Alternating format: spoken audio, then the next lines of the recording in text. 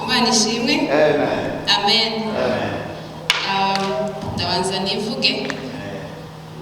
Sinzi mwasetinza kumugani w'Abongereza nana yari yambaje ndambwira ngo ntabwo mvuga. None sinzi ukuntu zabaye ariko byose ni umugisha. Nitwa Noella Muhamiriza. Iwacu ni Bukavu. Sinzi ko dufite abanyabukavu hano. Nta n'umwe. This is sad. Ni iwacu ariko iwacu ruguru ni mu Mikarati mu Kamombo. Nkaba ntuye hano ariko nkaba rwose ntuye Seattle, Washington. Zabaye byinshi. Ndi umusita, ndi umwishwa w'abatwari.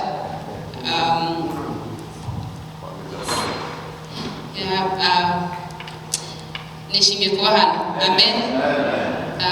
Je kundi gitaramo cyane. Sinzi wavuze ngo dutarame kugira ngo tugire imbaraga za shift something cyo gusubira muri company. Kundi gitaramo ariko kera ntabwo nari ngikunda nakeza mbona ari nk'ibyo abantu babuze icyo bakora.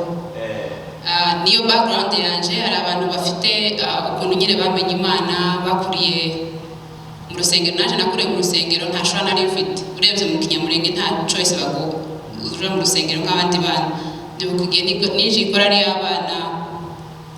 Mama niwe wambwiye ngo muzaririmba gushaka no kudashaka ngo niho abandi bana bose baba. Uwo munsi nirirwa ndira kamara uva niko bagiye kunshira muri prison. Ngatekereza dimanche yanje ukuntu nakeze muzukira banda kuri televiziyo nkabantekereza kuzuja gusenga mugiye mu ikorari umva birambangamiye. Jewe ubutumwa bwanje sinzi pastor shara no dukunda kuganira n'inshuti yanje. Ndavuga ngo hari ubuntu Imana izikiza abantu ikagukura mu byaha. Hari n'Imana izikiza abantu ikagukipinga ntuje mu byaha. Ubwo bwose ni ubuntu bw'Imana. Hari ukuntu abantu bazavuga wenda nk'amatemonyage, amatestimonies yabo bakavuga ukuntu bavuye wenda mu buzima bavuyemo Imana yabakuyemo, wenda nta biryo bari bafite cyangwa bari bahunze intambara.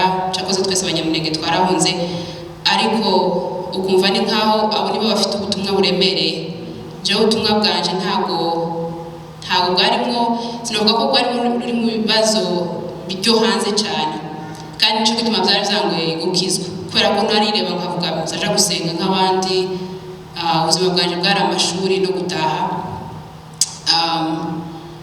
So nari narapanze muri magi, nari napanze ubuzima bwanje nzi ngo uzagenda gutya kuva kuri stage ni stage. Nziko narihaye mape mu buzima kandi nkiri umwana.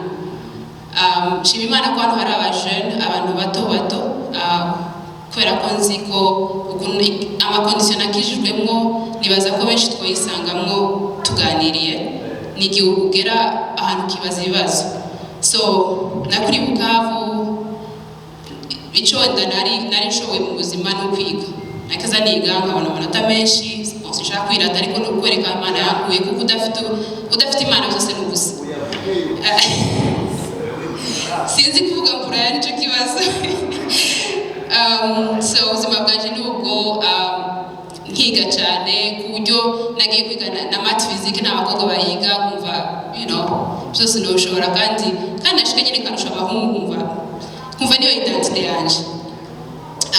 Sinje mu byaha nkariyo nkavuga okay nta byaha nkora. Cyakoze amashuri yaragoye cyane nta mwanya nari mfite kuja mu bindi. Nkura gutyo nyine ababyeyi banje barasenga ariko sifite papa umupasiteri wenda bamuzi ntabwo ari pasiteri nk'abandi bakuriye bari abapasiteri. So nari mfite nyine ukuntu natrase ubuzima nzarangiza ahangaha ndangiza nze nkorera igihugu. Ndangije mbona bourse zibiri, imwe yo kuja muri Korea y'Epfo nibyo yarashaka kuvuga kubera ko babivuze ndabimentioningaga nanone. Yo kuja muri Korea kwiga ku kigo niyo university ya mbere nini y'abakobwa ku isi, ku buryo nkaba Hillary Clinton bazaga kuvuga, bari Angela Merkel bo muri Germany bazaga, byari ibintu bisanzwe. Ngeze aho ngaho nico gihe navuze ndatekereza ndavuga kubera twahuraga n'abana b'abakobwa bavuye muri isi yose ba jeune bamwe bava muri Europe abandi bava muri Amerika abandi bava muri Asia muri Seoul ndavuga bakambira ngo dusohoke kandi mugoroba nijoro tuje mu maboîte nk'abandi bajene kandi nari muto mfite imyaka 17 kandi ngo ntabwo ngenda bakambira none se kubera kutazugenda kavuga ndi umukristo bakambira natwe turabakristo kwako tuzatugenda so nyine ngatekereza nkavuga none bakambira ngo sinihebye byanditse muri Bibiliya ko ari icyaha ntangira nyine gutekereza questioninga ibyo nizeye kuko ari ukuntu cyane mu kinyamurenge twamenyereye Imana umubyeyi waza gusigira Imana kuko n'ukunda akaza nsenga ukuntu mama akaza nsenga uko yakaza atangira nuko naje nakaza ntangira uko yarangizaga ariko nanjye narangizaga so byari nyine Mana data byabindi kujyanye niko nanjye nakaza nsenga so niyo Mana narinzi yo muri Methodist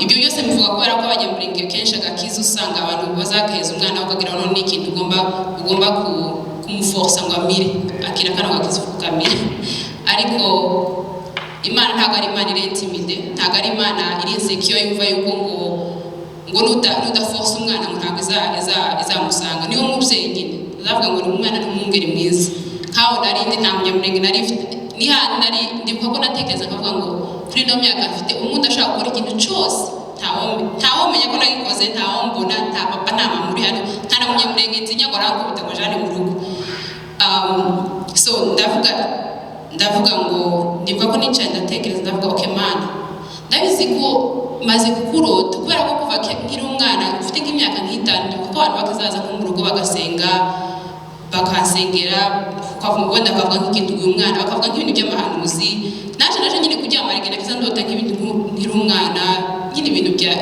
mbese mama nawe akazambwira ngo umwana ngo aracyuze urota nk'ibyo wenda nkarota nk'ibintu byabereye Yerusalemu babubaka amasengero kandi ndi muri ibazi Bukavu so ibyo byose byampezaga idea yuko hari ikintu gikuru kuri jewe ariko ntibyampaye relationship cyangwa ubusabane hagati yanjye n'Imana miracle ibintu abantu bakora n'ubuhanuzi ibyo byose ni byiza ariko udafite ubusabane bwawe n'Imana byose ni amasinye gusa akuliting karashaka kulitinga ku kintu nyamukuru relationship n'Imana so ndibuka nyine nkavuga ati ndabizi yuko ari igihe kimwe akazi nakaza numva ndotesha nk'ibintu ariko ntabwo nza numva abantu bavuga hejuru yawe ariko nje sindakumva umugisha kandi kubera ko nanarize amasiyanse cyane nkaba numva yuko ikintu cyose udashaka gupuva nikihaba kubera ko natekereza muri forme y'amaequation equation mwirangiza ukamubwira kuri 2 cyangwa 3 ukavuga ngo x by the mode ukavuga ati x equal 3 so nkavuga nese ko Imana iyo ko ntabwo nanayumva ngo uvuge ko ushaka kudemontra ku bandi uvuge ngo Imana irahaba kandi abana bazambaza ibibazo bakambwira se kubera kutazusohoka kubera ko utazusohoka samedi ntabwo ukuntu basubiza ndambwira Imana ndambwira tugire inama nimba uhaba ngo waye amezi 6 unyereke nutanyereka ndasohoka sinzongera kuja mu rusengero kuko je sinzi gufekinga ibintu sinzi kwigirisha ikintu ndakunda nyine sinema ngikunda ngira Imana nyine ngo waye amezi 6 unyereke nutanyereka zagenda nanje mu isi nk'abandi kuko sinshaka kubasha kuba mu bintu bibiri bimwe nange ibintu kandi ntumfike kubera ikintu mzanga ikiza cy'Imana nuko ari igihe tugira ngo twe tuyishaka ari yadushaka ukambwira ngo niho hawe ibirizo bintu zose kumenya ihaye gukurura wabwira gusa ngo niho wayishaka so ico gihe nyine nari mbana n'abana b'Abarundikazi babiri nabo umwe yarazi Imana gato undi yarazi Imana oya ibari mu Burundi ndabana baravuye basera bara ministry ibyo wenda babyumva gusa ibintu byo gusenga umunsi umwe bakabaranga none ko bakazuja gusenga kutakigenda nawe nyine nkabona ukuntu basubiza ngabwira ati okay narushe cyangwa nagize assignment iyo wanebwe uzubwira ama excuse nk'igihumbi kandi ntazabura uvuga ngo narushe nagize uti nari mfite kama excuse nk'igihumbi kavuga okay ndi kuri bourse yanje ndabonye amanota angana gutya bazayinyaka kandi nshaka gusubira iwacu n'isoni munanana mu masomo kandi nari umunyabwenge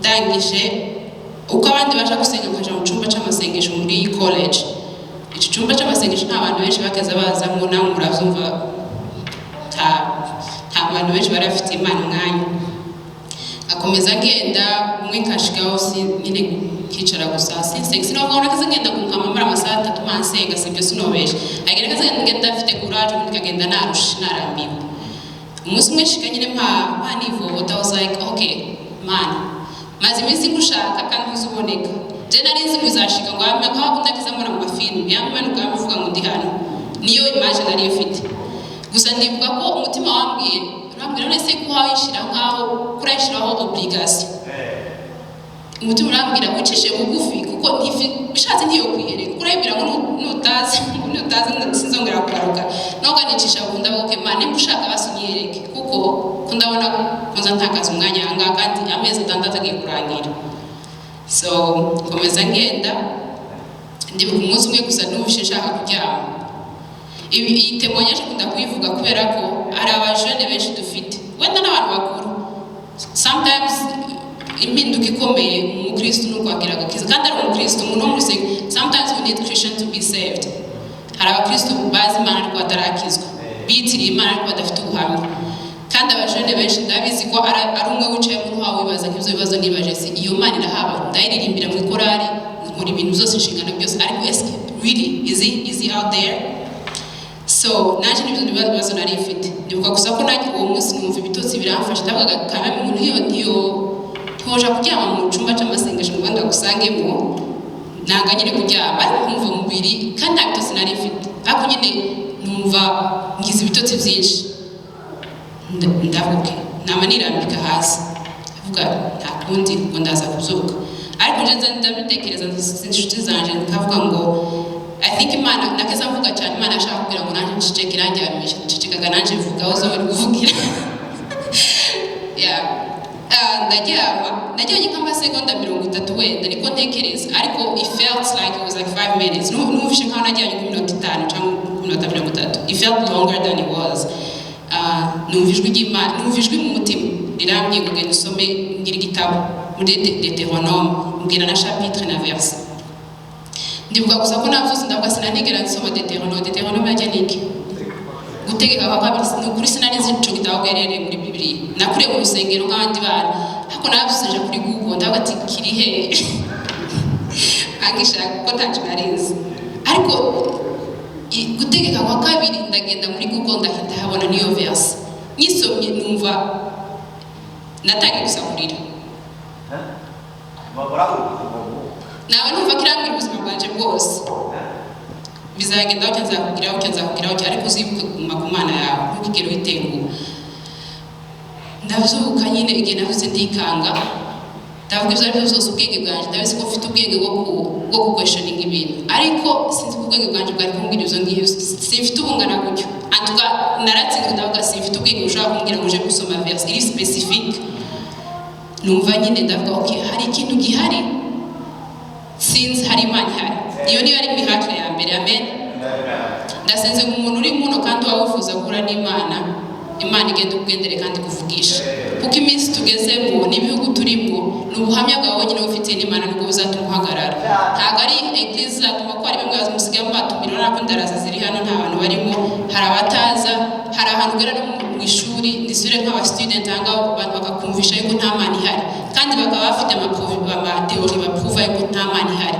so igituma uhagarara nico wenyine wiyumviye kuko nyine nubwo mbeshe nari sinivugishije ijuru ryarambye sino kwihakana Imana kuko kwihakana Imana niko ngiye kwihakana ubuzima bwanje nguvuga ati ubuzima bwanje is a lie cyangwa ati this is not true kuko numvishwe ryanje kandi I think nk'aba young people ikintu dukeneye cyane ni encounter a personal encounter with God hahandi Imana ikuvugisha ukumva nzabona azagenda gutya ico nzicuzo narahinduke ntangira kugenda gutya it was a 360 change si iko n'ubwoko bwanje nikayaburamplase uko natekerezaga nikayafashe ingora surgery ishira mu bundi bwongo ndibuka ndabuzuka ndavuga ati hari ikintu ndarira ndavuga ati hari ikintu tu ariko ndabona ndavuga okay nimba ro mvugishije ntabwo uzuvuga ari mbungeraga basimvugisha gusa ndibuka ko nagize inyota I think sign ya mbere yuko ari change muri uzugira inyota y'ijambo ry'Imana nagaza ntegera YouTube ibaho yose nagaza kuri bitabo z'abantu n'ubungira nka library mu nzu ndibuka ko umunsi umwe naguze igitabo cy'abantu nyine abanditsi b'ibintu by'Imana ngenda n'amaguru kubera ko nafashe amafaranga ya bus yagura igitabo nari mfite nageza ntuma ibitabo byose muri Amazon isi yose cabura muri kino gihugu nkagutumiza mu kindi gihugu conference yose yari habe nakeza ngendamo ndibuka ko umunsi umwe nafashe indege mvuye iwacu muri Kongo fata indege kuva i Kigali nzi ko ari umubwiriza wari uvuye muri Amerika fata indege vacances yanje think sinayirangije nitura Seoul nashitseho nka midnight kaminwe musize yo dimate mu gitondo saa 10 nkaza nzenguka sinandafite na address ni nkaza bose conference yabera he kubera iyo tarari ifite ama conference yose yabera muri Amerika nta sinari nzi ko n'abanyamurenge benshi baba nakezanza conference yose yabaje ikintu ca mbere Imana provoking ahanga muri wewe kuburyo ibintu byose wagirira inyota ntubikibigirira inyota ukumva ikintu cyose nico ushaka kureba nico ushaka kumva ama senses yawe yose ko atandatu uba wumva yose yaba yavyutse kugira ngo wakire ijambo ry'Imana nakeza genda amen nakeza genda no kwishura impangenda nkambona n'ibiti none uko birahimbaza Imana nerama ama flowers akavuga ati wow this is the creation of God n'impumuro umva no kundahumurirwa n'ubuntu bw'Imana aho mpagaze nakeza nta nicara mu ishuri ngafata igitabo ca economy uko mwari mwayigisha ngafata ikindi munsi bibiri nkazasoma nakeza nta nkandira shaka kuja muri ico cyumba cy'amasengesho nta umwana ukoraho nguve desene nta umwana ukoraho ureke kumva inyota ibintu byose amen niga kuti Yeremiya yavuze ngo ni nk'umuriro mu magufwa nta tugire gute kuragurumira it was just ndibuka ko nagiye muri vacances iwacu arambwira ngo sige tubona wandika ibintu cyane kuri Facebook byagenze gute wagize irungu abantu bisi bazashaka babibo they can abantu bashaka ibibazo ku bintu isubizo ku bintu byose so bazavuga ati niki cyabaye ndibuka ko umwaka wa mbere nyine nari ntangiye nafashijwe barambwira ngo se ko bijye ngo zavuga ngo kuvuga mu ndimi ngo suze abakoze banje barere iwacu ngo sinaho uzubyemera ntabwo ndanza byemera ngira isoni zo kwabwira ko byemera really kandi nari zavuga mu ndimi arazavuga ati baravuga umwana ufite imyaka 11 how ako ndibuka umwaka wa kabiri nari naza ngurumira ndakaza mbere mutsabe mbasengera ndibuka ko mwiyamamaga ngeze kuri frontiere mu gihe ngo tutasengera ndindira aho ngaho amanuke n'imodoka zo nsengera so the fire of God you can't quench it si ikintu uvuga ngo ndametriza ngo cyangwa kubera reputation yanje ngo cyangwa kuna abantu bambona ngo si gusirimba ariko mbona abantu basirimba nkabona ni abantu badasobanutse ako ngena kijura kaza ngishira mu mucumba je ngafunga ngasirimba je nyine mu cyumba muri college kaza shaka gisirimba kuri YouTube so Imana yagukozeho it's I don't know how to say kuko umva ibindi twakunda ndamu yisi ibindi byose urabisuzugura na reputation yawe urabona rubusa ibyo bintu by'amashuri yego urabikora byose n'inshingano zawe ariko there is you are aware ni nkaho ugendera muri ijuru uri hano ku isi uba ufite view nka iya ego sinzi ukuntu uvuga ego ariko ufite view harebera munsi so anyways baza kandi Imana Imana hongera kandi basuvugisha kuko nari ntagabate umuntu uzuvuga nako bazamuvugisha nanaryohewe ndibuka ko nayibwira nico gituma abantu bafite ama question umuntu nimba ufite ibibazo ushaka kubaza Imana genda uzubaza Imana ntagarakantu gato ngo umugabo muto ngavuga ngo numbaza bino ngo numva ukuraje kuncanga ayo makeso ntabwo aruta Imana he's above and beyond your questions kandi ibibazo zawe ntabwo biruta aba scientifique bose bayimenye baza bashaka kuprovinga kwidahaba amen ndibuka umunsi umwe navuze ko Imana uzumzutse basize nakeza mbyuka nka saa 9 z'ijoro kaba numva ko umuntu aje mu cyumba canje gutya kandi byakaza biba nari mbana n'umwana w'umuganene mu cyumba umunsi yagiye umva ko umuntu aje mu cyumba kandi uva presence y'umuntu nkazuka none kubera nanje ni kaona nsaba cyane ngo batuke ungendere basubire gutya nawe ka you know kurasa niko gusaba ni God was like mbashaka umuntu ambaza mbashaka umuntu anevite sinza ni inventing abantu ngo privacy yangoze ngo force para ko urukundo dufitiye umuntu kuno ntuzumu force uzurika ka responding he only invite and respond so invitation ari hari ndibuka umunsi umwe ndabwira okay none umzutse saa 9:2 kuko wenda sigamjuka saa 9 kwa mumenyere umzutse na saa 9:2 kugira ngo ndewe nuko saa 9:2 uzagire nkamamzuka utwo tuntu twose ndabizi ko ari utudetaye dusekeje ariko byose Imana ashaka kunyereka ukuntu he cares about my question. Niyo yandemanye ubwo bwenge, niyo yandemanye ubwo bwonko, niyo yandemanye iyo personality. Hari abantu badashaka kubaza ibibazo bazabimera easily. Je ntibyari binyoroheye kubera ko ntavuga none se niki mbuze kugira ngo nirwe niruka imbere inyuma y'Imana. Kuburyo n'abantu biga theology narize ngo n'abantu bananiwe mu masomo. Mubabari abayize ko nanje narayize nyuma. Narize umuntu wananiwe mu masomo nawe akazawiga theology. Ariko narangije ishuri narangije college sije wabonye urangije nabaja muri ministry school and sagenze gutoba mwana twari tuzi ngo zaza batagire nyine isuku babone ibintu it's different but I was hungry for God. I was so hungry kubyo nta sinzi ukuntu babwiye nakaza nicara kumva ko ndaba like nkumva ndashaka nagarara nk'abantu muri conference nkumva gusa amaso nkavuga ataye guhisha abandi bana bajyamurenga bari hano kandi Imana zikoreye akikukoreye zinyuza muri wewe n'abandi bakagenda bayimenya. Hari abandi bana bagiye bayimenya, hari abandi bajone bagiye bayimenya. Sinje wabahinduye. All I did was to show up. All I did was to share my testimony. So ndabizi ko ari n'abandi bari hano n'abakuze n'abari bato. Kumenyera Imana nico kintu kibi cyambere ku Mukristo. Complacency, kumva ngo narayimenye, kumva ngo ni Imana, ukaba uyita ngo ni Imana yo muri past. Imana yakoze ibintu, Imana yavugisha abanyamurenge, Imana yavugisha basogokuru, yarashaka kuvugisha nawe. Kandi he's available. He's here. He wants your questions. He wants your doubts. N'amadude hari abantu muri rusengero bazabaza do I even have permission yo kuvuga ko Imana idahaba? Mu kinyamurenge ni hatabwo kuvuga ngo Imana ntihaba. Ariko maybe he wants you to ask that question, are you really real? Urahaba. He will answer those questions. So ndakatira hangaha ibyo aho hose nagiye nca wenda ntabwo mpamvu ariko my college life yarahindutse. I had a life of purpose. Kandi nimbara abantu bose mubona bakomeye hano bafite question. The biggest question is what am I here for? Buri muntu yibaza niki canzanye ku isi. Ndaza gusoza nkora ntahe nibyo n'abanyabwenge n'ibyo bashaka discovering n'abazakora ibyaha abasinzi abafite ama addiction atandukanye nuko bashaka kukombla vide. Hari emptiness babashaka kuzuza ariko iyo emptiness ni Imana yiremye kugira ngo yibemo umutima wawe. Imana itarawinjiramo you always feel empty. So narakomeje amashuri ndakomeza ndibuka ko n'amashuri n'ikintu Imana yambaye ubimpe kuko ari n'ibintu byiza tuba tugira ibigirwamana n'amasengesho amwe yacu ibyifuzo byacu byabaye ibigirwamana ukamora usenga ukaza wumva Imana itakoze ikintu ushobora kwikorera, Imana itagize icyo ushobora kwemera kwihawe. Rambwira nsengereza no mu mashuri yawe. I was like no ninya ko nzatsindwa kandi identity yanjye yari aho ngaho ninguha amashuri nzatsindwa nimara kugwe n'isoni.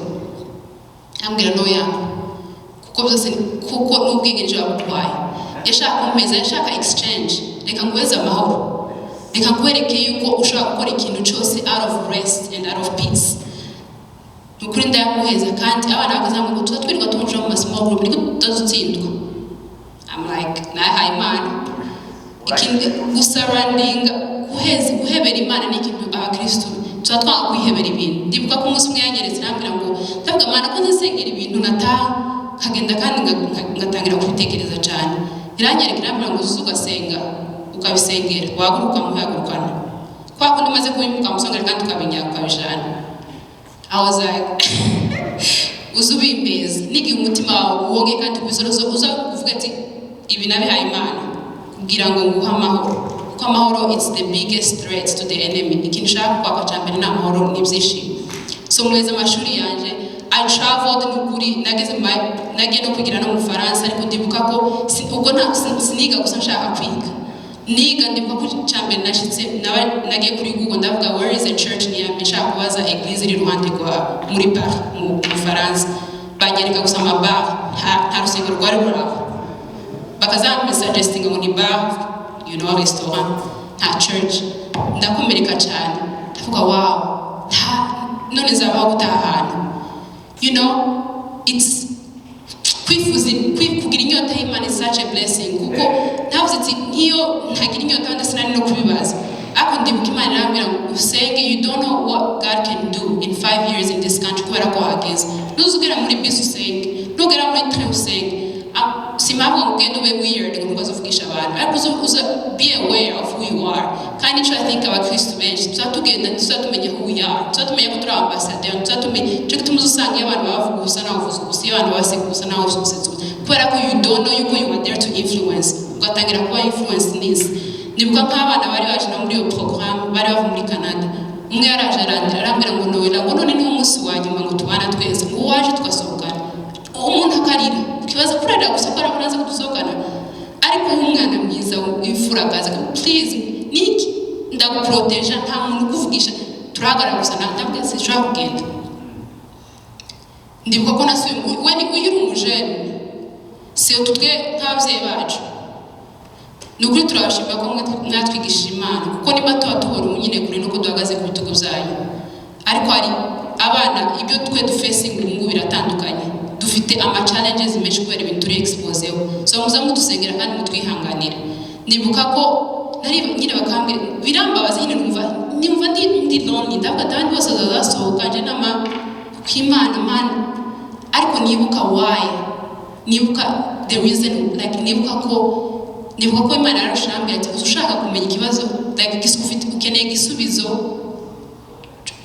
as to why utasukora ibintu bimwe na bimwe. Ndabwira ngo se kugiye ko muri boîte wibaza ko umwuka wari uri muri wewe wazashika kishima, ushaka kuja wibaza ko ari miliyo yoshika nawe kamayishima. I was like no, okay none se ufite umwuka wera kubera ushaka kujana ahantu ndashaka kwiyapanuira. Ibyo bibazo byose yabimeza kugira ngo mbisubize n'abandi bantu batubazi. So nico gutuma nakubaje abayuzi, find Jesus for yourself. Kuburyo umuntu ntazaza kuintimida wakubwira kubera ko akurusha ubwenge, akurusha imodoka nziza, kubera ko akurusha amafaranga, kubera ko akurusha dreams, ntazakuintimida kubera ko ufite icyo uhagazeho. Kandi Imana ifite an answer to everything. It might not come as you want cyangwa igihe ushakiye, ariko as long as you ask, He's going to provide an answer. Amen. Thank you for your time. Narondogoye ariko Imana yakoze ibintu byinshi kandi dukomeje kwikorera, tuzakomeza tuyikore kuko nta handi. There is nothing out there. Since hari igenzi ndavuga ngo kwa konti sana bavuze ngo vanité toute vanité, ntabwo ngo se kuri umwana mutoya uzi gute ibyisi zose ko ari vanité, wari wa enjoying ibingana gute, you are still young. But I'm like, with the little experience that I have, nta kintu kiri hanze, young people, nta kintu kiri hanze kiruta Imana, usibye Satani kugukoresha amadega hanyuma ikakuexpose. That's all. Nico cyonyine gihari, kuko isi zigukurukagira none ngo there is something. Satani shaka kukwereka kugira ngo uzabe, once you lose hope, you are full of shame, uve mu kanisa. That's how you get destroyed and that's how you get killed. He's only there to destroy and kill. Ndibuka ko nicara n'abantu bigeze kuntumira mu bintu nakora ibintu bya consulting na United Nations, ibintu bya UN, bantumira muri conference imwe ngo mbe keynote speaker. N'ukuntu bantumiye nyine it's a miracle, kuko Imana nubwo dukizwa, Imana ntizitwa kwaka dreams zawe uvuge ngo ndazikwatse, ntiziguforce, ari gize kwatse zimeze kandi ziguhinduke, ntizikakubera ikigwamana cyangwa isitazi. Reka mzoze migusubize ari ibintu nkorera Jesus azankorera muzoze umboneramo, kandi birashaka kuza nk'abiri secular, but sometimes it's not, kuko ahantu hose Imana irashaka ko tuhaba. No muri music industry na Hollywood, Imana ishaka kukanisa ngo tuze twifungirane hano, Imana ishaka ko tuje hanze. Church is supposed to be outside, it's not supposed to be confined ahangaha ngo twese tuzatuza, it's like n'agatorero. Imana ishaka ko tuja in the world, in the darkness, ishaka ko tuba, our hands should be dirty, tuba dukora akazi k'Imana. Bigeze kundu, I think your conference bavuze ngo twandike essay ngo aba youth, abakobwa nyine bo kwisi kunuza bandike essay about like economical empowerment ku bakobwa. Ndibuka ko natekereza sinzi ko, I don't know, I'm not gonna qualify. Just ari guza kamere twavuga tuje umunyamurenge, umukobwa w'umunyamurenge na first wanted to tell you, so what do I have? Bijya byose ama insecurities akakuzamo, vuga nta uzasoma essay yanje. Ndayandika nanditse kugira ngo kwanza yangezeho yayobye email bashaka kwandikira abantu je yangezeho yayobye, nanje sinabimenye, ngira no naje bamwe munandike, so nyirandike yose kubera ko ntashaka disappointinga umuntu wayohereje, kazavuga niduhura azambira so nzijya essay you know nk'umumenta wakakubwira wakoze bya bintu so mbikora kugira ngo zabone excuse zamure narazi nubwo nibatanduwe nyuma rero naje kumenya ko yanyitse kuko yayoze kuko barambaje ngo how did you find out about this ndetse mu email kumbe bari bayohereje specific ku bantu bamwe naje mbwiraho nyuzuza before midnight kandi vraiment ndi mu rumete wanje ni wambi